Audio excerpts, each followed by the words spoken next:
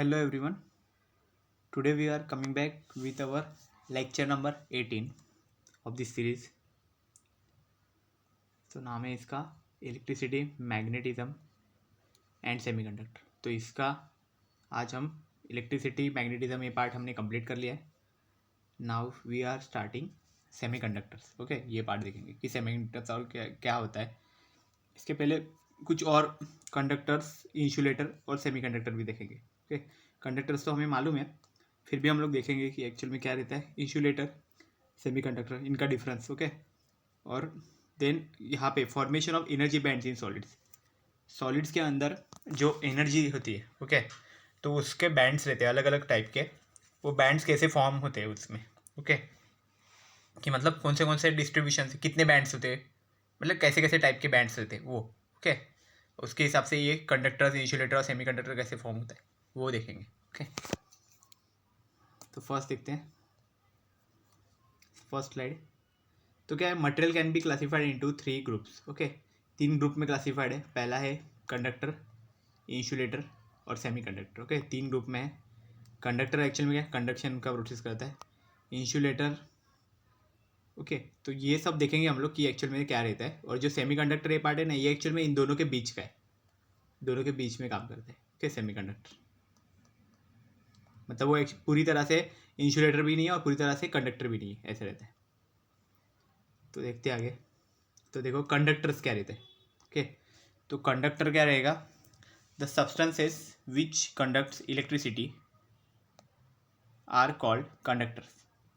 Okay, तो ऐसे substance है. कंडक्ट का मीनिंग क्या रहता है, कंडक्ट मतलब एक पॉइंट से दूसरे पॉइंट तक उसको ट्रांसफ़र करना. ओके, मतलब यहाँ पे कोई चीज़ दे दो मैं, वही चीज़ को इसके थ्रू ऐसे ट्रांसफ़र करके दूसरे पॉइंट तक पहुँचाना.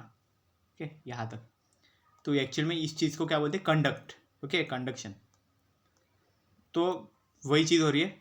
तो क्या हमने इलेक्ट्रिसिटी, अभी इलेक्ट्रॉनिक्स वाला पार्ट है, तो क्या होता है, the substances which conducts electricity are called conductors. मतलब कोई भी सब्सटेंस है जिसके अंदर से इलेक्ट्रिसिटी पास हो रही है, ओके, कंडक्ट कर रहा है, वो एक पॉइंट से दूसरे पॉइंट तक ट्रांसफ़र कर रहा है इलेक्ट्रिसिटी को, उसी को बोला जाता है एक्चुअल में कंडक्टर्स. ओके, उसको कंडक्टर बोलते हैं. देन क्या है, it's electrical conductivity is very high. तो ऐसे जो सब्सटेंसेस रहते हैं, जो कंडक्टर रहते हैं, ओके, उनकी इलेक्ट्रिकल कंडक्टिविटी ज़्यादा रहती है. अभी ये क्या हो गया, इलेक्ट्रिकल कंडक्टिविटी. कंडक्टिविटी एक्चुअल में क्या रहती है, ये इन्वर्सली प्रोपोर्शनल टू रेजिस्टिविटी रहती है. जो हमारी रेजिस्टिविटी रहती थी उसका ये रेसिप्रोकल रहता है एक्चुअल में. तो मतलब क्या रहता है कि जितनी कम रेजिस्टिविटी उतनी ज़्यादा कंडक्टिविटी रहेगी. ओके, इतना याद रखना. तो क्या होगा, कंडक्टिविटी जितनी ज़्यादा होगी उतना ज़्यादा उसमें से करंट का फ्लो होगा, मतलब ज़्यादा इलेक्ट्रिसिटी फ्लो हो रही होगी इसके अंदर से. तो इसलिए बोलते हैं कि उसकी इलेक्ट्रिकल कंडक्टिविटी ज़्यादा होगी. तो कंडक्टर्स की इलेक्ट्रिकल कंडक्टिविटी ज़्यादा होती है, इसलिए हम लोग उसका ज़्यादा यूज़ करते हैं इलेक्ट्रिकल अप्लायंसेस में, हमारे इलेक्ट्रिकल सर्किट्स रहते हैं उसमें. ओके, तो देखो यहाँ पे एग्जांपल्स क्या क्या है. कॉपर का एग्जांपल है, सिल्वर है, एल्यूमिनियम का एक एग्जांपल है. ओके, ये सब एग्जांपल हो गए. तो कॉपर जो है हमारा, कॉपर, सिल्वर, ये लोग एक्चुअल में बहुत अच्छे कंडक्टर्स है इलेक्ट्रिसिटी के. इसलिए हमारे जो इलेक्ट्रिकल वायर्स रहते हैं, ओके ना, कोई भी सर्किट हम लोग देखेंगे घर पे, तो इसमें जो वायर्स रहते हैं ना, उसके अंदर जैसे वायर अगर कंसिडर करें तो ऊपर का तो जो कोटिंग रहता है वो तो इसका रहता है, पीवीसी का रहता है. ओके ना, वो एक्चुअल में इंसुलेटर ऐसा रहता है. बट उसके अंदर जो जो मेटल वाले जो पार्ट है वो एक्चुअल में क्या रहता है, कॉपर का रहता है, जिसके अंदर से एक्चुअल में इलेक्ट्रिसिटी पास ऑन होती है. ओके, वही एक्चुअल में कंडक्टर का काम करता है वहाँ पे. तो एग्जांपल हो गया. तो नेक्स्ट देखो यहाँ पे सिल्वर बताया, गोल्ड बताया, कॉपर बताया. तो ये सिल्वर और गोल्ड है, ये भी अच्छे कंडक्टर है, पर हम वायर में इसको नहीं यूज़ करते. क्यों नहीं यूज़ करते, बिकॉज यू नो कि उसकी वैल्यू क्या है. गोल्ड की आजकल की प्राइस और सिल्वर की प्राइस बहुत हाई है प्राइस है. तो हम हमारे घर के जो हम वायर्स जो है उसके अंदर वो चीज़ नहीं यूज़ कर सकते, इतना कॉस्टली कैसे पड़ेगा. ओके ना, तो इसलिए हम लोग कॉपर यूज़ करते. ओके, देन स्टील है, स्टील के लिए भी यूज़ करते. देखो यहाँ पे रेलवे के जो ये ऐसा पार्ट रहता है, को रेलवे के जो हमारे ट्रैक्स रहते हैं उसके में स्टील यूज़ करते. देन सी वाटर, ओके, तो ये भी एक कंडक्टर ही हो गया. ओके, बट इलेक्ट्रिसिटी कंडक्टर क्यों लिखा है सी वाटर, क्योंकि उसमें सॉल्ट रहता है, सॉल्ट अगर ज़्यादा रहेगा तो वो इजीली कंडक्ट कर पाता है। ओके, नेक्स्ट देखते हैं इंसुलेटर। अभी इंसुलेटर क्या हो गया, कंडक्टर का अपोजिट वाला होता है वो इंसुलेटर होता है। मतलब कंडक्टर क्या करता है, इलेक्ट्रिसिटी को अपने अंदर से कंडक्ट करवाता है, पास ऑन होने देता है, ट्रांसफर करवाता है।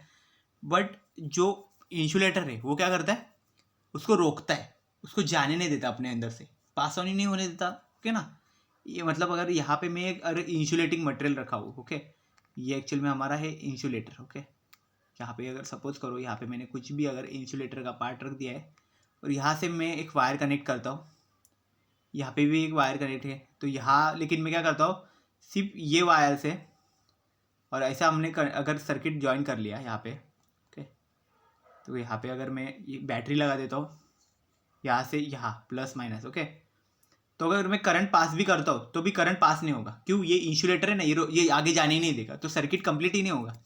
यहाँ से अगर करंट चार्जेस अगर फ्लो ही नहीं होंगे तो सर्किट का कुछ मतलब नहीं होगा ही नहीं, कुछ यूज़ ही नहीं होगा इसका, ऐसा रहेगा। तो ये रहता है एक्चुअल में इंसुलेटर का यूज़। ओके, तो इंसुलेटर वो रहता है। हमारी जो वायर रहती है ना, वायर के अंदर तो कॉपर है, ओके, लेकिन ऊपर के साइड जो कोटिंग है, ब्लैक कलर का कोटिंग रहता है, वो एक्चुअल में इंसुलेटर रहता है। कि मतलब वो क्या करता है, अंदर से करंट को बाहर निकलने नहीं देता है। ओके, उसके अंदर ही फ्लो करवाता है वो। ओके, तो इंसुलेटर और हमें बचाता भी है। अगर खुला रखा जाएगा ऐसा कॉपर का वायर, उसमें से करंट पास होगा, गलती से अगर हमने टच कर दिया उसको तो फिर पूरा करंट हमारे अंदर से पास ऑन होगा। क्योंकि हमारी बॉडी भी एक तरह का अच्छा सा कंडक्टर ही है। ओके, ह्यूमन बॉडी भी एक कंडक्टर है। ओके, तो यही चीज़ है, क्योंकि ह्यूमन बॉडी के अंदर भी इलेक्ट्रॉन्स रहते हैं। ओके, हमारी बॉडी भी एटम्स और इलेक्ट्रॉन्स इससे बनी हुई है, तो इसलिए उसमें तो हमें वही चीज़ होती है, इसलिए उसके अंदर से पास ऑन होते रहते, करंट पास ऑन हो सकता है। The substances which does not conduct electricity are called insulator. तो इंसुलेटर का ये डेफिनेशन हो गया कि जो सब्सटेंसेस जिनके अंदर से एक्चुअल में इलेक्ट्रिसिटी फ्लो नहीं होती उनको इंसुलेटर बोला जाता है। Then its electrical conductivity is very low, उसकी इलेक्ट्रिकल कंडक्टिविटी बहुत लो है। Glass, wood, mica except. Okay, तो ये कितनी है, ग्लास है, वुड है, माइका है। ओके, तो माइका भी एक मटेरियल है, ओके, जो एक्चुअल में इंसुलेटर का काम करता है। इसको हम कहाँ पे मैंने यहाँ पे जो आपका आयरन रहता है, आयरन, ओके, इलेक्ट्रिकल आयरन, उसके अंदर भी इंसुलेटर की ज़रूरत भी पड़ती है। ओके, तो वहाँ पे ये माइका जैसे ऐसे मटेरियल्स यूज़ करे जाते हैं, ओके, जिनकी एक्चुअल में जो कंडक्टिविटी है बहुत लो है। ओके, इलेक्ट्रिकल कंडक्टिविटी यहाँ पे लो होनी चाहिए। ओके, लो होगी तभी तो उसके अंदर से इलेक्ट्रिसिटी ऐसे इजीली फ्लो नहीं हो पाएगी। ओके, तो ये चीज़ रहती है। तो इसमें आप एग्जांपल में क्या क्या कंसिडर कर सकते हो, रबर का एग्जांपल ले सकते हो। रबर में से भी एक्चुअल में इलेक्ट्रिसिटी फ्लो नहीं हो पाती है। ओके, तो उसका एग्जांपल ले सकते हो। देन सेकंड जो है वो ग्लास का एग्जांपल ले सकते हो, ग्लास में से भी नहीं होता है। ऑयल का एग्जांपल है, डायमंड का एग्जांपल है। घर में बहुत सारे एग्जांपल है जिसके अंदर से इलेक्ट्रिसिटी फ्लो नहीं हो पाती, हर चीज़ में से नहीं होती। क्लोथ का जो क्लोथ रहता है, ओके, उसमें से भी नहीं जाता, डायमंड में से भी नहीं जाता है। देन ड्राई वुड, मतलब जो लकड़ी का टुकड़ा है, ओके, सूखा हुआ, ओके, उसके अंदर से भी इलेक्ट्रिसिटी पास ऑन नहीं हो सकती। ओके, तो ये एक्चुअल में सब इंसुलेटर के एग्जांपल्स थे। तो इधर आपको इंसुलेटर तो समझ में आ गया होगा कि ये एक्चुअल में क्या रहता है। ओके, अभी नेक्स्ट देखो क्या है, हम इसका क्या देखेंगे, एग्जांपल्स देख लिए। अभी नेक्स्ट इसका नेक्स्ट मतलब अभी हमने देखा कंडक्टर। ओके, कंडक्टर एक्चुअल में क्या करता है, कंडक्शन का काम करता है। ओके, कंडक्टर था। देन नेक्स्ट था इंसुलेटर। ओके, जो एक्चुअल में क्या होता है कि इलेक्ट्रिसिटी को पास ही नहीं होने देता, एक पास होने देता है, एक पास नहीं होने देता, दूसरा एक उनके बीच में आ जाता है, वो है सेमीकंडक्टर। मतलब वो कुछ हद तक कंडक्टर का काम भी करता है, कुछ हद तक इंसुलेटर का काम भी करता है, दोनों काम करता है वो। ओके, तो कैसे, तो देखो, the substances whose electrical conductivity lies between conductivity of conductors and insulators are called semiconductors. Okay, तो मतलब कुछ ऐसे भी सब्सटेंसेस है जिनकी जो कंडक्टिविटी है, इलेक्ट्रिकल कंडक्टिविटी जो क्वांटिटी है, ओके, वो कहाँ पे लाई करती है, मतलब तो वो कंडक्टर की कंडक्टिविटी और इंसुलेटर की कंडक्टिविटी, इन दोनों के बीच में उसकी वैल्यू आ जाती है। ओके, ऐसे सब्सटेंसेस को बोला जाता है सेमीकंडक्टर्स। ओके, तो क्या है कि ऐसे कुछ सब्सटेंसेस है कि जिनकी इलेक्ट्रिकल कंडक्टिविटी है वो जो हमारा कंडक्टर्स और इंसुलेटर की जो कंडक्टिविटी है उन दोनों के कंडक्टिविटी के वैल्यू के बीच में उनकी कंडक्टिविटी की वैल्यू आ जाती है। ओके, तो वैसे सब्सटेंसेस को क्या बोला जाता है? Semi conductor. सेमी मतलब मीनिंग क्या रहता है? हाफ। हाफ कंडक्टर मतलब क्या हो गया? कुछ हद तक वो कंडक्टर का काम कर रहा है, कुछ हद तक नहीं कर रहा है। ओके, नहीं कर रहा है मतलब वो इंसुलेटर का भी काम कर रहा है। तो कैसे रहता है? देखो, it's conductivity depends on temperature. तो इसकी कंडक्टिविटी एक्चुअल में टेम्परेचर पे डिपेंड करती है। ओके, टेम्परेचर पे डिपेंड कैसे करती है? मतलब जैसे जैसे इसका टेम्परेचर अगर हम लोग इंक्रीज़ करते जाते हैं, ओके, जैसे जैसे बढ़ाएंगे हम लोग इसका टेम्परेचर, तो ये क्या करेगा? इसका कंडक्टिविटी बढ़ा देगा। ओके, धीरे धीरे धीरे धीरे धीरे कंडक्टिविटी बढ़ते जाता है, बढ़ते जाता है। तो क्या होता है, जब भी ये स्टार्टिंग के स्टेज पे ये एक्चुअल में इंसुलेटर ही रहता है। ओके, कुछ इसमें से कंडक्शन नहीं होता है, बट जैसे जैसे इसका टेम्परेचर बढ़ाएंगे ये कंडक्टर का काम करना चालू कर देगा, तो इसलिए कंडक्टिविटी बढ़ जाएगी इसकी। तो ऐसे सब्सटेंसेस को क्या बोला जाता है? Semi conductors. ओके, ये बहुत यूजफुल सब्सटेंसेस है सेमी कंडक्टर्स एक्चुअल में आज के जनरेशन में। ओके, बहुत सारे कंपोनेंट्स हमारे इलेक्ट्रिक सर्किट्स में आजकल इससे ही बन रहे। ओके ना, तो इसका एग्जांपल क्या क्या है? जर्मेनियम है, सिलिकॉन है। ओके, ये इसके एग्जांपल्स है। तो देखो यहाँ पे एक फोटो दिखाया गया है, उसमें देखो क्या दिख रहा है हमें? सब सेमीकंडक्टर डिवाइसेस है यहाँ पे। ओके, ये एक्चुअल में सब सेमीकंडक्टर डिवाइसेस है। ये पहला रजिस्टर देखो, ये ओपैम है। ओपैम मतलब क्या? Operational amplifier. ये एक्चुअल में एक ऐसी चिप रहती है, इसी को आईसी बोला जाता है। ओके, इंटीग्रेटेड सर्किट बोलते हैं ना, वो इसी को बोला जाता है, जिसको ऐसे ऐसे लेग्स रहेंगे। तो ये एक्चुअल में सर्किट में जाएंगे। ओके, और इसके अंदर कुछ प्रोग्रामिंग हम कर सकते हैं। ओके, प्रोग्रामिंग करके हम वैसे उसको वर्किंग में ला सकते हैं।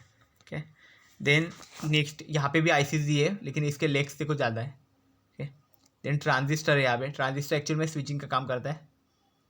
देन रजिस्टर है यहाँ पे। ओके, ये भी रेजिस्टेंस ही प्रोवाइड करता है, लेकिन इसमें रेजिस्टेंस फिक्स रहता है। ओके, आप इसका रेजिस्टेंस चेंज नहीं कर सकते, रजिस्टर में ऐसे रहता है। कैपेसिटर जो है वो यहाँ पे देखो, ये कैपेसिटर है। देन ये डायोड से यहाँ पे। ओके, डायोड एक्चुअल में क्या करता है कि एक ही डायरेक्शन में उसको करंट को फ्लो करवाता है। ओके, डायोड का ये सिंबल रहता है ऐसा। तो ये सब एक्चुअल में क्या है? हमारे सेमीकंडक्टिंग डिवाइसेस का है। ओके ना, मतलब सेमीकंडक्टर से बने हुए devices. So this is all about the semiconductors. अभी नेक्स्ट इसमें क्या देखने वाला है कि हमने कंडक्टर देखा, इंसुलेटर देखा, सेमीकंडक्टर देखा। अभी इनके बीच में कुछ क्या डिफरेंस है, मतलब एनर्जी का क्या है होगा ना, वो सब देखेंगे। ओके, तो देखा है formation of energy bands in solids. तो अभी ये जो सॉलिड्स हमने मटेरियल्स जो थे वो सब हम सॉलिड्स में कंसिडर कर रहे हैं। ओके ना, क्योंकि कंडक्टर, इंसुलेटर और ये सब सॉलिड्स में। ओके, तो इसके अंदर जो एनर्जी बैंड्स क्रिएट होते हैं, ओके, वो कैसे फॉर्मेशन होता है उनका, वो अभी देख रहे हैं यहाँ पे। ओके, तो हमारा मेन टॉपिक भी आज का यही है। तो इसमें क्या है देखो, पहले तो क्या बोला कि in an isolated single atom. तो आइसोलेटेड मतलब क्या? कि कोई भी सिंगल एटम है। ओके, तो एटम कैसे रहता है, फॉर्म होता है? देखो, हमारा कोई भी अगर सब्सटेंस कंसिडर करो आप। ओके, यहाँ पे कोई भी सब्सटेंस है तो वो एक स्मॉल स्मॉल पार्टिकल से बनता है। ओके, स्मॉल पार्टिकल, फिर उसको और छोटा हम कट करेंगे, उसको डिवाइड कर देंगे तो वो मॉलिक्यूल बनेगा। मॉलिक्यूल का देन अगेन क्या बनेगा? स्मॉल स्मॉल एटम्स बनेंगे। मतलब छोटे छोटे एटम्स से कोई भी सॉलिड बनता है। ओके, सॉलिड के अंदर क्या रहते हैं? बहुत छोटे छोटे एटम्स रहेंगे। ओके, इतने छोटे कि हम लोग ऐसे हमारे नेकेड आइज से उसको यही नहीं कर सकते, देख ही नहीं सकते। ओके ना, तो ये छोटे छोटे एटम्स रहते हैं। वो एटम्स के अंदर देखो कैसे रहता है। अभी ये पूरा एटम का डायग्राम है। ओके, ये जो डायग्राम है वो एटम का डायग्राम है। तो एटम के अंदर क्या क्या रहता है? देखो, ये जो स्मॉल स्मॉल पार्ट है ना, ऐसे ऐसे बाहर सब है, ये सब इलेक्ट्रॉन्स है। ओके, और बीच में जो है ना वो एक्चुअल में न्यूक्लियस है। तो न्यूक्लियस के अंदर क्या रहता है? प्रोटॉन और न्यूट्रॉन दोनों रहते हैं। प्रोटॉन भी रहेगा, न्यूट्रॉन भी रहेगा। न्यूट्रॉन के ऊपर कोई चार्ज नहीं है, प्रोटॉन के ऊपर पॉजिटिव चार्ज है। तो इसलिए न्यूक्लियस हमारा पूरा पॉजिटिव चार्ज का रहता है, और जो इलेक्ट्रॉन्स है उस पर निगेटिव चार्ज रहता है। ओके, तो जितने भी इलेक्ट्रॉन्स है सब निगेटिव चार्ज वाले रहते हैं। तो इसमें ये एटम के डायग्राम में आप देख सकते हो। देखो, इसमें एक्चुअल में क्या रहता है? बीच में न्यूक्लियस है, उसके बाद जो फर्स्ट शेल आती है, ओके, जिसमें 2 इलेक्ट्रॉन्स रहते हैं सिर्फ। तो फर्स्ट शेल हो गई, देन सेकेंड में और एक शेल आ गई 8 इलेक्ट्रॉन्स वाली, देन थर्ड में और एक इलेक्ट्रॉन्स आ गई, उसमें 18 इलेक्ट्रॉन्स है। ओके, तो इस तरह से एक्चुअल में स्ट्रक्चर रहता है हमारे एटम का। तो यहाँ पे वही लिखा है देखो, in an isolated single atom, तो सिंगल एटम के लिए ये बताया गया। Okay, electrons in each orbit have definite energy. तो हर एक ऑर्बिट है, ऑर्बिट किसको बोलते हैं, ये जो सर्कल बनाए गए ना, पहले में 2 है, देन 8 इलेक्ट्रॉन्स है, देन अगेन ऐसे मतलब ऑर्बिट्स बढ़ती जाती है। ओके, शेल्स बोलते हैं उसको, शेल्स भी बोलते हैं, ऑर्बिटल शेल्स या फिर ऑर्बिट बोलते हैं। तो हर एक ऑर्बिट का एक डेफिनेट एनर्जी रहता है, हर एक का एक अपना एनर्जी रहता है। But in case of solids, लेकिन सॉलिड्स में atoms are close to each other, but atoms में एटम्स बहुत क्लोज एक दूसरे के रहते हैं। ओके, हमने सॉलिड्स का एग्जांपल देखा हुआ है। देखो ऐसे अगर सॉलिड्स का एक मैं बॉक्स ऐसे बना देता हूँ, मतलब ऐसा अगर उसके अंदर ये पूरा सॉलिड का स्ट्रक्चर ऐसे बन जाता है, तो सारे जो इसमें मॉलिक्यूल्स रहेंगे, एटम्स रहेंगे, वो एक दूसरे से बहुत ज़्यादा क्लोज रहते हैं वहाँ पे सॉलिड्स में। हमने देखा ही होगा ना, सॉलिड क्यों इतने जल्दी टूटता नहीं है वहाँ पे, फैलता नहीं है वहाँ पे जल्दी तुरंत, क्योंकि वो बहुत मजबूत रहता है। ओके, क्योंकि उसके एटम्स बहुत ज़्यादा क्लोज है एक दूसरे से, एक दूसरे के ऊपर फोर्स अप्लाई कर रहे हो। Atoms are close to each other, so energy level of outer most orbit electrons are affected by neighbouring atoms. तो अभी क्या बोला है कि जो एनर्जी लेवल्स रहते हैं इसमें, ओके, एटम से, वो आउटर मोस्ट ऑर्बिट का वो एक दूसरे, एक अभी एक है यहाँ पे, हमने यहाँ पे आइसोलेटेड एटम मतलब सिंगल एटम का ये देख लिया, तो उसके बाजू वाले जो एटम्स रहेंगे 2, ओके, 2 3 4 कुछ भी रहेंगे, वो भी अफेक्ट करेंगे। क्यों? क्योंकि उनके पास भी तो फोर्स का ये है, तो वो सब एक दूसरे पे फोर्स अप्लाई करते हैं। ओके, ऐसा हो जाता है। तो एनर्जी लेवल्स देखो कैसे बनते हैं, ये आइसोलेटेड एटम के लिए दिया है। देखो first energy, then second, third, fourth, ऐसे बढ़ते बढ़ते जाते हैं। ओके, एनर्जी लेवल्स बनते हैं। और ये सिर्फ सिंगल एटम के लिए, लेकिन ऐसे बहुत सारे एटम्स को अगर हम लोग कंबाइन करते हैं तो वो एनर्जी लेवल्स अलग ही बनेंगी। वो नीचे के साइड तो सब रहेंगे ऐसे एनर्जी लेवल्स, और वो सब कंप्लीट फिल रहेंगे। उसके बाद यहाँ पे कुछ हाफ फिल्ड रहेगा, इधर भी हाफ फिल्ड रहेगा। कि हाफ नहीं बोल सकते, लेकिन कम ही रहता है, मतलब पूरा नहीं रहेगा। तो क्या होगा फिर, ये बैलेंस बैंड बनता है, कंडक्शन बैंड बनता है। तो ये आगे मैं बताता हूँ, ठीक है ना। इसमें ये छोटे डायग्राम में देखने से अच्छा है बड़े डायग्राम में देखो, ठीक है। पर इतना याद रखो कि ये आइसोलेटेड एटम के लिए, मतलब ये सिंगल एटम के लिए ऐसे एनर्जी लेवल्स रहते हैं। ओके, 1 2 3 4 5, मतलब क्या रहता है, फर्स्ट एनर्जी लेवल यहाँ पे, सेकेंड एनर्जी लेवल में कब जंप करेगा, जब भी हमारे इलेक्ट्रॉन की एनर्जी बहुत ज़्यादा हो जाएगी, तो वो एक्साइटेड स्टेट में जाता है। तो एक्साइटेड स्टेट मतलब आगे ऊपर के लेवल के, फिर बाद में थर्ड, फोर्थ, फिफ्थ, ऐसे बढ़ते जाता है वो। नेक्स्ट देखते हैं, देखो क्या है, बोला है कि when two isolated atoms come close to each other, मतलब अगर ये एक एटम कंसिडर कर लूँ, उसके बाजू वाला भी दूसरा एटम, तो वो दोनों एक दूसरे के क्लोज आ गए। Okay, the outer most orbit electrons of 2 atoms, okay, दोनों एटम्स का जो आउटर मोस्ट ऑर्बिट में जो इलेक्ट्रॉन्स है आर शेयर्ड और इंटरेक्ट विद ईच अदर। तो वो एक तो शेयर हो सकते हैं या फिर एक दूसरे से इंटरेक्ट करेंगे वो। ओके, मतलब क्या करेंगे, that is the electrons in the outer most orbit of one atom experience A attractive force from the nearest atom. तो क्या होगा, ये दोनों एटम्स में से जो इलेक्ट्रॉन्स रहेंगे आउटर मोस्ट ऑर्बिट पे, आउटर मोस्ट मतलब कौन सा रहता है, ये जो बाहर का जो ऑर्बिट है इसको आउटर मोस्ट ऑर्बिट बोलते हैं। तो क्या होगा, इसका आउटर मोस्ट और इसका आउटर मोस्ट ऑर्बिट में जो इलेक्ट्रॉन्स है, ओके, कोई भी, तो वो इलेक्ट्रॉन्स एक दूसरे के ऊपर फोर्स अप्लाई करेंगे, अट्रैक्टिव फोर्स। अट्रैक्टिव फोर्स की वजह से क्या होता है, वो दोनों एक दूसरे की तरफ खींचे चले जाएंगे। ओके, ये चीज़ तो एक्चुअल में सॉलिड में होती है, इसलिए सॉलिड में बहुत ज़्यादा स्ट्रांग हो जाता है सॉलिड। क्यों? क्योंकि उसमें अट्रैक्टिव फोर्स आ रहे हैं ना, अट्रैक्टिव फोर्स आने की वजह से वो मॉलिक्यूल्स बहुत ज़्यादा क्लोज है, क्लोज होने की वजह से हम लोग उसको कितना भी उसको करें, लेकिन वो दूर होने को तैयार नहीं होते एक दूसरे से। ओके, ये एक्चुअल में सॉलिड का है। नेक्स्ट क्या है, due to this energy level of electrons are changed to a value which is higher or lower than that of the original energy level of electrons। तो ये एक्चुअल में reason है कि जिसकी वजह से जो इलेक्ट्रॉन्स का एनर्जी लेवल है तो वो उसकी वैल्यू चेंज होती है। क्यों? क्योंकि दोनों एक दूसरे पे इंटरेक्ट कर रहे हैं, तो इसलिए एनर्जी लेवल की जो वैल्यू है वो चेंज होगी, वो ज़्यादा भी हो सकती है, कम भी हो सकती है। ओके, किस तरह का फोर्स वहाँ पे अप्लाई कर रहे हैं उसके ऊपर डिपेंड करता है। ओके, ओरिजिनल वैल्यू से। नेक्स्ट क्या बोला है कि thus in solid electrons in same orbit exhibits different energy level. इसलिए सॉलिड में क्या होता है, एक ही ऑर्बिट में जितने इलेक्ट्रॉन्स है उन सब की एनर्जी अलग अलग रहेगी, क्योंकि सबके ऊपर फोर्सेस भी अलग अलग होंगे, अलग अलग नेबरिंग एटम्स के वजह से अलग अलग फोर्सेस आएंगे। तो अलग अलग फोर्सेस मीन्स अलग अलग अमाउंट के फोर्सेस। ओके, मतलब अमाउंट कम भी होगी, किसी की ज़्यादा भी होगी, कितने हुए उसके हिसाब से उसका एनर्जी लेवल एक्चुअल में डिफरेंट रहेगा। ओके, ऐसा बोला है।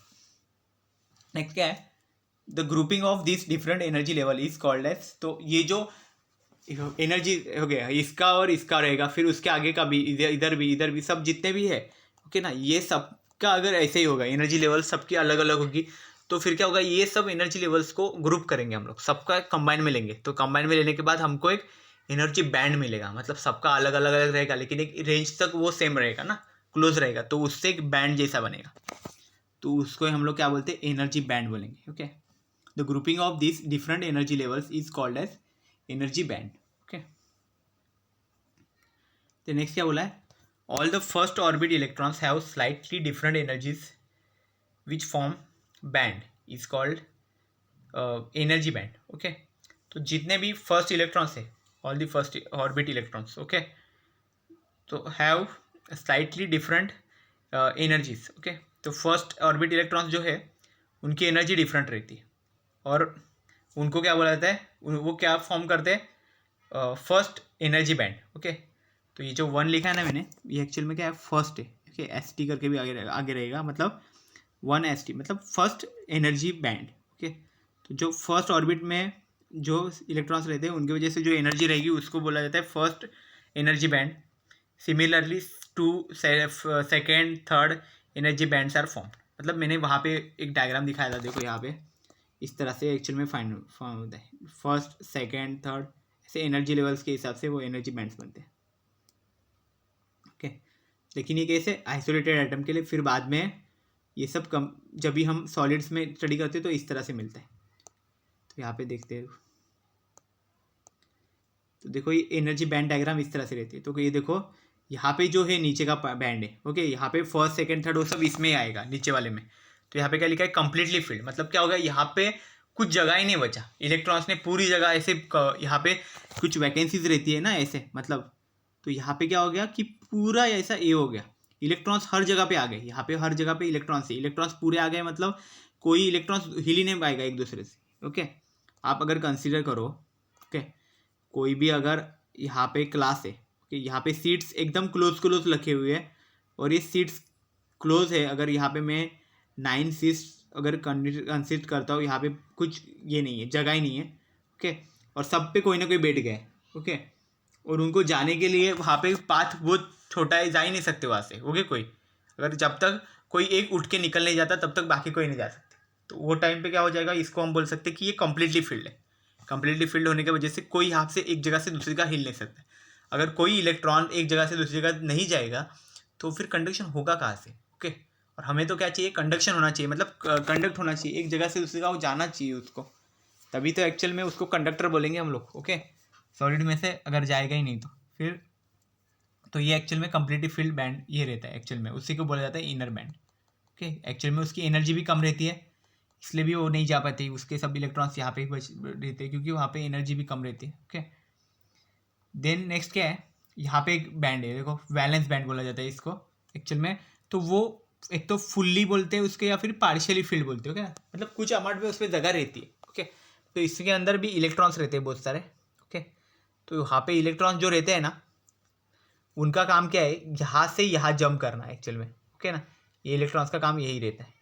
तो तब जाके क्या होगा, अगर यहाँ से वैलेंस बैंड में से कंडक्शन बैंड में जाएंगे, ओके, तभी जाके तो एक्चुअल में वो ये होगा, पास ऑन होगा। ओके, फिर कंडक्शन बैंड, फिर सेकेंड, ऐसा करके तो हमारा जो इलेक्ट्रिक करंट है, मतलब जो चार्जेस है वो एक्चुअल में फ्लो होंगे ना वहाँ से, valence band to conduction band ऐसे जाएगा। तो ओके, कंडक्शन बैंड में क्या रहता है एक्चुअल में, इसको बोलते हैं एम्प्टी और पार्शियली फील्ड। तो इसमें क्या रहता है एक्चुअल में, कम रहते हैं। ओके ना, इसमें तो मतलब बैलेंस बैंड से कंडक्शन बैंड में जाएंगे तो वहाँ पे रहेंगे। ओके, इलेक्ट्रॉन्स वहाँ से यहाँ होंगे, तो यहाँ से यहाँ जंप करेंगे, और इसके बीच में जो गैप है देखो यहाँ पे, इसी ये बहुत इंपॉर्टेंट चीज़ है, जो गैप बन रहा है ना, फॉरबिडन एनर्जी बैंड गैप बोलते हैं इसको, forbidden energy band gap. Okay, इसको गैप भी लिखो यहाँ पे आगे, इसको शो करते हैं मोस्टली EG से, EG ऐसे इसको शो करते हैं।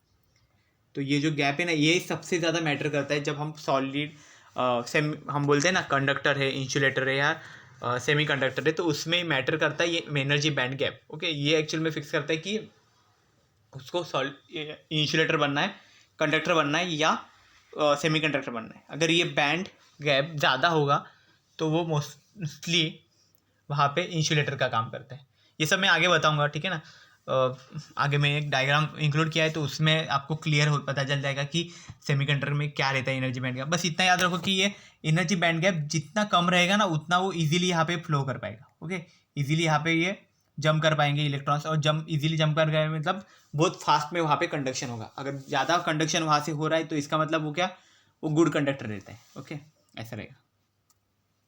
तो मतलब समझ लो कि कॉपर के वायर में क्या रहता है, ये जो फॉरबिडन एनर्जी बैंड गैप है वो एक्चुअल में दिखेगा भी नहीं, इतना कम रहेगा। ओके, इसकी वैल्यू ही नहीं कुछ होगी। तो ये रहेगा। नेक्स्ट यही सब चीज़ें अभी वर्डिंग के फॉर्म में देखो कैसे लिखा जाता है, तो वो मैंने आगे इंक्लूड किया है। तो देखो क्या है पहला, the electrical properties of material depends upon number of electrons in the outer most orbit. तो मतलब जो इलेक्ट्रिकल प्रॉपर्टीज़ है हमारी, ओके, वो एक्चुअल में किस पे डिपेंड करती है कि हमारा जो एटम था, हमने जो शो किया था कि बीच में न्यूक्लियस है, फिर ऐसे फिर ऐसे, तो ये जो ऑर्बिट्स बन रहे, तो इसमें सबसे बाहर वाला जो ऑर्बिट है उसको बोला जाता है एक्चुअल में outer most orbit. Okay, this electrons are called, और वहाँ पे जो इलेक्ट्रॉन्स रहते हैं, ओके, उनको क्या बोला जाता है, वैलेंस इलेक्ट्रॉन्स बोला जाता है। और and the band corresponding to it is called valence band. और उसका जो वो जो बाहर का जो ये ऑर्बिट है, इसके वजह से जो बैंड क्रिएट होता है उस बैंड को बोला जाता है वैलेंस बैंड। ओके, इसको वैलेंस बैंड बोला जाता है। द नेक्स्ट परमिटेड, जिसके अंदर बहुत सारे इलेक्ट्रॉन्स रहते हैं इसलिए उसको वैलेंस बैंड ही बोला जाता है, और आउटर मोस्ट रहता है वो। The next permitted band beyond the valence band is called conduction band.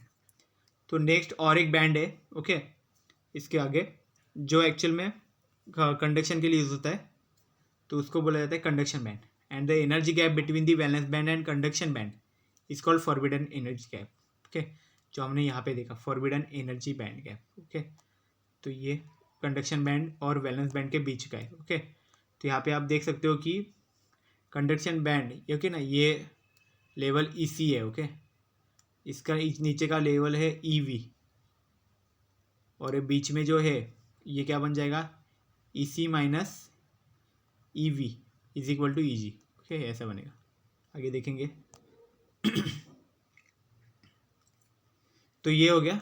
तो ये डायग्राम में समझ लो कि कंडक्शन बैंड वैलेंस बैंड कैसे रहता है। ओके, इनर बैंड्स का हमें इतना देखना नहीं है। ओके, इसकी जरूरत भी नहीं पड़ती क्योंकि कंप्लीटली फील्ड है। कंप्लीटली फील्ड है मतलब इसका कुछ यूजफुल नहीं है। ओके, ये भी एनर्जी का ही है बट यहाँ पे कंप्लीटली फील्ड इलेक्ट्रॉन से, जो एक्चुअल में फ्री नहीं है, बहुत बाउंड है वहाँ पे।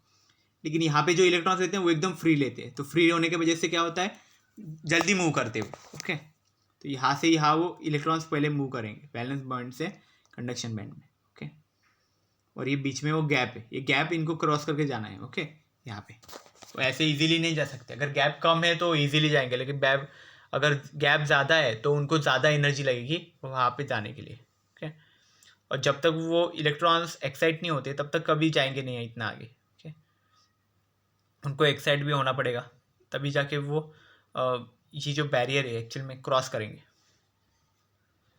ओके, तो ये एक्चुअल में एनर्जी बैंड डायग्राम हमारा है, सॉलिड्स में हमने देखा है। ओके, तो इसमें सारे कॉन्सेप्ट क्लियर हो गए होंगे कि वैलेंस बैंड क्या रहता है, कंडक्शन बैंड क्या है। वैलेंस बैंड एक्चुअल में याद रखो कि आउटर मोस्ट ऑर्बिट जो रहता है, जिसके अंदर जो इलेक्ट्रॉन्स रहते हैं उनको वैलेंस इलेक्ट्रॉन्स बोलते हैं, और जो बैंड क्रिएट होता है वो ऑर्बिट की वजह से वो वैलेंस बैंड रहता है। उसमें बहुत ज़्यादा इलेक्ट्रॉन्स रहते हैं कभी भी आउटर मोस्ट में।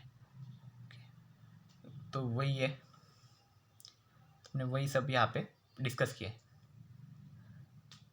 नेक्स्ट देखते हैं। तो ये बन गया। बाद में कंडक्शन बैंड क्या रहता था, उसके ऊपर जो नेक्स्ट परमिटेड बैंड था, ओके, इसके वैलेंस बैंड के आगे वो क्या कंडक्शन बैंड था। ओके, तो उसमें अंदर ना जितने इलेक्ट्रॉन्स होते हैं बट फ्री इलेक्ट्रॉन्स रहते हैं, वो बाउंड नहीं रहते, तो उनकी इतनी ज़्यादा वैल्यू नहीं रहती क्योंकि वो ज़्यादा टाइम रहते नहीं वहाँ पे। वैलेंस में ज़्यादा इलेक्ट्रॉन्स रहते हैं। ओके, इसलिए एनर्जी भी ज़्यादा रहती है वैलेंस बैंड की। और जो कंडक्शन बैंड है उसमें क्या हो जाता है, इतने ज़्यादा नहीं रहते। ओके, नहीं ज़्यादा नहीं होने की वजह से क्या हो जाता है, इलेक्ट्रॉन ज़्यादा नहीं है तो उसकी जो वैल्यू है, ओके, वो भी कम हो जाती है। ओके, मतलब उसकी एनर्जी तो रहती है वो लो रहती है बहुत, मतलब as compare to valence band अगर देखें तो एनर्जी लो रहती है। देन अभी जो बीच में गैप क्रिएट होता है वैलेंस बैंड और कंडक्शन बैंड के बीच में जो गैप क्रिएट होता है उस गैप को एक्चुअली में बोला जाता है कि forbidden energy band gap. Okay, forbidden energy gap भी बोल सकते हैं। ओके, और डिनोटेड बाय ईजी। ओके, अभी नेक्स्ट देखते हैं।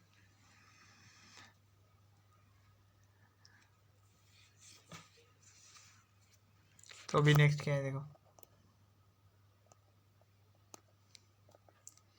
तो अलग अलग मटेरियल्स का एनर्जी बैंड गैप यहाँ पे मैंने दिया है। ओके, अभी इसमें से समझ में आएगा कि एक्चुअल में एनर्जी बैंड गैप क्यों इतना इम्पोर्टेंट है, क्योंकि यही एक्चुअल में बताता है कि कौन से सब्सटेंस को इंसुलेटर होना चाहिए, कौन से को सेमीकंडक्टर और कौन से कंडक्टर। ओके, यही एक्चुअल में मेन डिफरेंस है तीनों में का। ओके, कि एनर्जी बैंड गैप की वैल्यू हर जगह पे अलग अलग मिलेगी हमें। ओके, कहीं पे ज़्यादा कहीं पे कम। ओके, तो वो हिसाब से इसका एक्चुअल में मटेरियल का भी टाइप इसका डिसाइड होता है। ओके, तो एनर्जी बैंड गैप में नीचे जो लिखा है देखो फील्ड बैंड हर जगह पे। ओके, इसका हमें कुछ नहीं है, ये इनर बैंड से जो हमने देखा था इनर बैंड जो कम्प्लीटली फील्ड रहता है। ओके, तो ये एक्चुअल में यूज़फुल नहीं है हमारे लिए, उसके ऊपर के बैंड ही दो इन हमें यूज़फुल है। तो कौन से देखो, यहाँ पे बैलेंस बैंड है, यहाँ पे कंडक्शन बैंड है।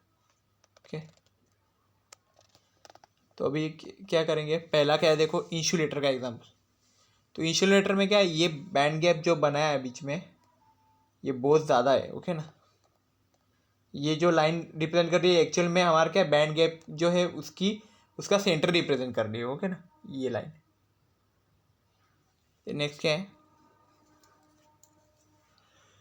अभी क्या हो गया, जो बैंड गैप है वो ज़्यादा है, इसलिए क्या हो गया वहाँ पे एनर्जी ज़्यादा लगती है, इसलिए इजीली कंडक्शन नहीं हो पाता। तो इसलिए वो क्या हो गया, हमारा इंसुलेटर होता है कि उससे इजीली कंडक्ट नहीं हो सकता कुछ, मतलब इसकी इलेक्ट्रिकल कंडक्टिविटी बहुत लो है इसलिए। देन नेक्स्ट क्या है, एनर्जी बैंड गैप्स देखो किस में, सेमीकंडक्टर में। अभी सेमीकंडक्टर क्या रहता है, थोड़ा कंडक्टर रहता है थोड़ा इंसुलेटर रहता है। मतलब अगर उसमें अगर टेम्परेचर में इंक्रीज़ करूँ तो उसकी कंडक्टिविटी बढ़ेगी, इलेक्ट्रिकल कंडक्टिविटी बढ़ेगी, तो इसका बैंड गैप कम होना चाहिए as compare to this band of कम होना चाहिए। तो एक्चुअल में यहाँ पे बैंड गैप कम ही है। कम कितना है, यहाँ पे देखो इतना है। ओके, ये गैप इतना कम हो गया और इसका इतना था। ओके, ऐसे, तो इसलिए क्या हो गया, अभी थोड़ा इजीली जा सकते हैं वैलेंस बैंड से कंडक्शन बैंड में, इजीली इलेक्ट्रॉन्स जा सकते हैं। ओके, तो ये चीज़ें यहाँ पे होती है सेमीकंडक्टर में कि वैलेंस बैंड और कंडक्शन बैंड के बीच का जो डिस्टेंस है एनर्जी बैंड गैप उसकी वैल्यू बहुत कम हो जाती है सेमीकंडक्टर्स में।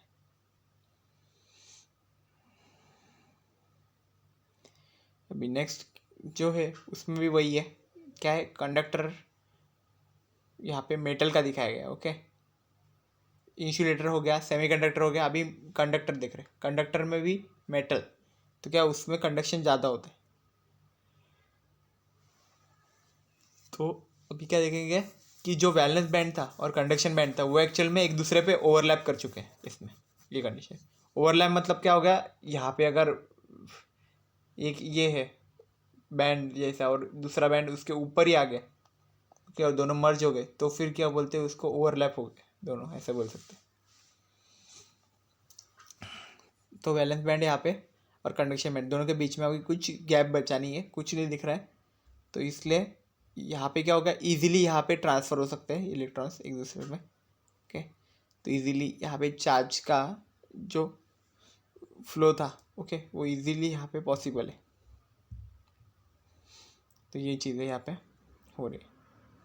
ओके, तो इससे आपको पता चल गया होगा कि एनर्जी बैंड गैप एक्चुअल में कितना इंपॉर्टेंट है, जो हमारे मटेरियल्स के टाइप को एक्चुअल में रिप्रेजेंट करता है और उसको उस टाइप के हिसाब से उनको वो डिस्टिंग्विश कर लेता है कि एक्चुअल में कौन सा यूज़फुल है।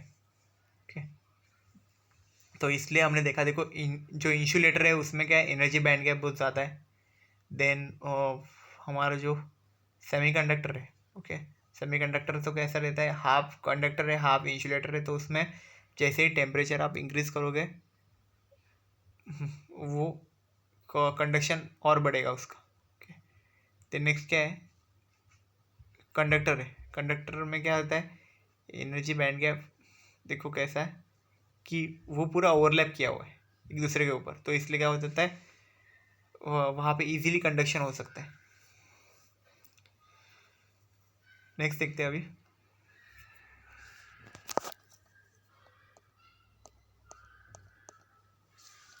तो अभी क्या हो गया, हमने ये देख लिया कुछ डेफिनेशन है, ओके। जो हमने अभी वैल्यूज़ देखी थी, जो energy band, wellness band, okay, ये सब बैंड्स देखे थे, तो इनकी एक्चुअल डेफिनेशन क्या होती है वो अभी इसमें देखेंगे, ओके। तो हमें ये तो एक्चुअली हमने पहले भी स्टडी कर लिया है, अभी स्टडी किया था हमने कि एक्चुअल में ये क्या रहते हैं, valence band, then conduction band, energy band, okay, forbidden band, energy band gap, okay. तो ये इनके एक्चुअल डेफिनेशन अभी देखते हैं। तो क्या है देखो, फर्स्ट डेफिनेशन में एनर्जी बैंड, तो एनर्जी बैंड कैसे होता है वो पहले बताना है। तो the energy level of all electrons in a particular orbit of an atom is called energy band. तो क्या बोला कि एनर्जी लेवल है जो, ओके, सब इलेक्ट्रॉन्स की, ओके, किसी एक ऑर्बिट में जो घूम रहा है वो, ओके, उसी को बोला जाता है एनर्जी बैंड।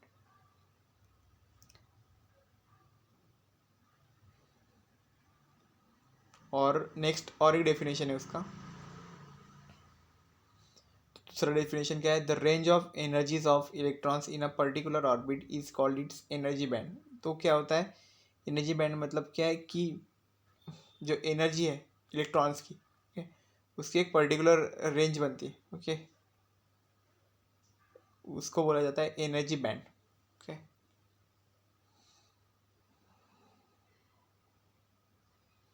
तो ये एनर्जी बैंड का डेफिनेशन हो गया। अभी नेक्स्ट क्या है, वैलेंस बैंड, ओके। तो वैलेंस बैंड किसको बोलते हैं, the band of energy occupied by the valence electrons is called the valence band. जो बैंड था, ओके, जिसमें वैलेंस इलेक्ट्रॉन होते, तो उसी को बोला जाता है वैलेंस बैंड, ओके।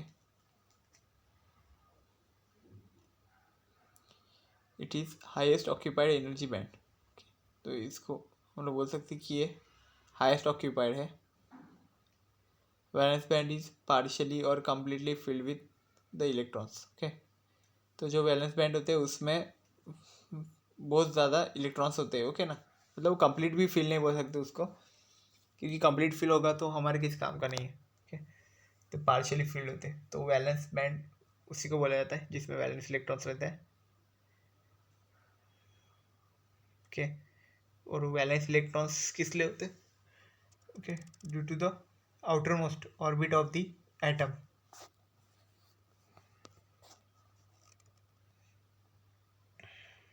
तो ये चीज़ है। Now proceed to next, okay.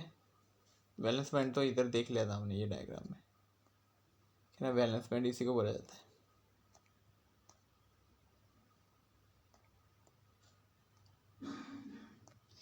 Then next है,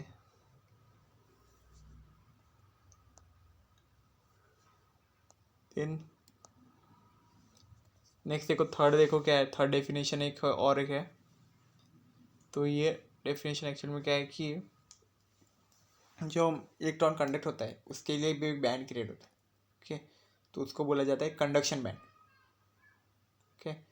तो एक्चुअल में क्या करता है कि इलेक्ट्रॉन्स जो कंडक्ट होके आएंगे वैलेंस बैंड से कंडक्शन बैंड में, तो वो उनको वहाँ पे रखेगा, लेकिन वो एक्चुअल में जो इलेक्ट्रॉन्स आते हैं वो पूरी तरह से फ्री रहते हैं। The band of energy occupied by free electrons और conduction electrons is called as conduction band, okay. तो यहाँ पे देखो क्या है, जो एनर्जी बैंड है, ओके, जिसमें फ्री इलेक्ट्रॉन्स रहते हैं या फिर जिनको बोला जाता है कंडक्शन इलेक्ट्रॉन्स, ओके। तो ये जो रहते हैं बैंड में जो एनर्जी रहती है, तो ये जो बैंड क्रिएट होते हैं उनको क्या बोला जाता है कि कंडक्शन बैंड बोला जाता है।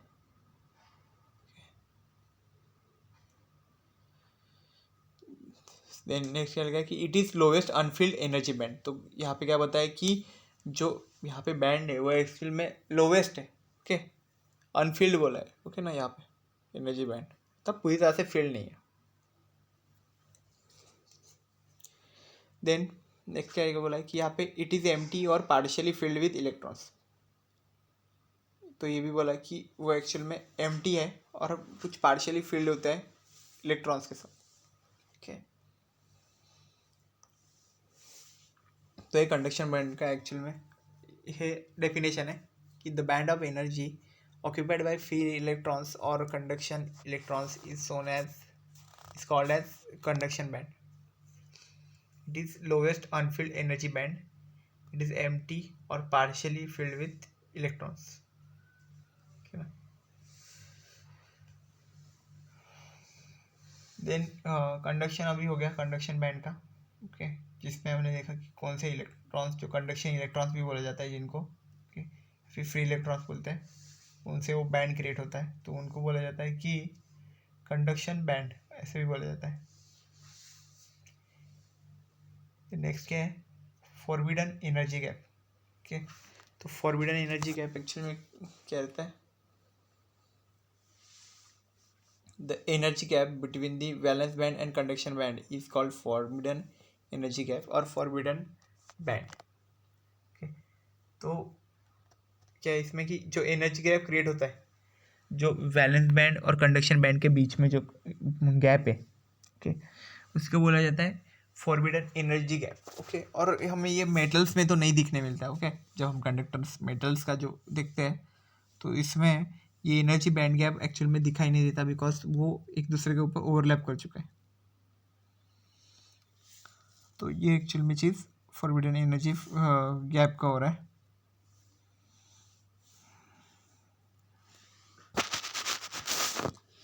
देन नेक्स्ट क्या है,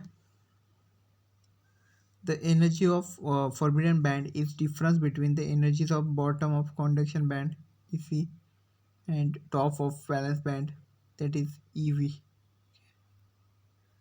तो ये एक्चुअल में हो रहा है कि जो एनर्जी है फॉरबिडन एनर्जी बैंड गैप की, ओके, तो एक्चुअल में क्या है कि डिफरेंस है वो बॉटम ऑफ कंडक्शन बैंड हमें दिखाना है and top of valence band, okay. तो इसको अगर मैथमेटिकल फॉर्म में अगर मैं रिप्रेजेंट करूँ तो ये एक्चुअल में कैसे बनेगा कि जो हमारा जो बैंड है वो एक्चुअल में ईजी है, ओके, एंड बीच में जो है then bottom of conduction band that is EC and EC. So the energy of forbidden band is difference between the energies of bottom of conduction band and top of valence band, इसलिए इसका formula भी कैसे होगा, Eg equal to E C minus E V, okay. तो इसमें क्या था, ई सी जो था वो ऊपर का बैंड था और ई वी था उसका नीचे, ओके। तो ये दोनों बैंड के बीच का जो अगर डिफरेंस निकालेंगे तो हमें क्या मिल जाएगा एक्चुअल में कि फॉरबिडन एनर्जी बैंड गैप वहाँ पे कितना क्रिएट हो रहा है वो, ओके। तो यही होगा आज का टॉपिक, यहाँ तक ख़त्म कर गए, okay. So this is all about the today's lecture. I hope you have clear all this things about this today lecture. तो आज के लेक्चर में एक्चुअल में हमने क्या क्या देखा था वो भी एक बार समरी ले लेते हैं, ठीक है ना, क्योंकि ये पूरा थ्योरेटिकल पार्ट था, कुछ कुछ अंडरस्टैंडिंग वाले टॉपिक्स हमें एक्चुअल में इसमें अंडरस्टैंडिंग पे ही सब कुछ है, लास्ट की डेफिनेशन से। देन एनर्जी बैंड गैप देखने ही, देखो एक्चुअल में कैसे कैसे रहता है बैंड गैप, हम लोग आगे जब डिटेल में स्टडी करेंगे तभी भी देखेंगे, ओके। अभी थोड़ा देख लो। देन नेक्स्ट क्या है,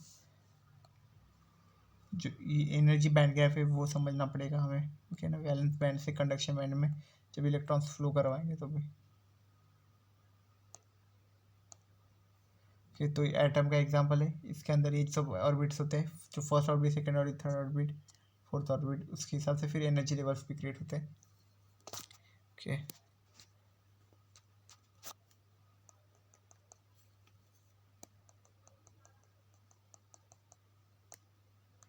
So this is all about the today's lecture. I hope you have cleared all these things about this lecture. If you have any doubt, you can ask. Thank you very much.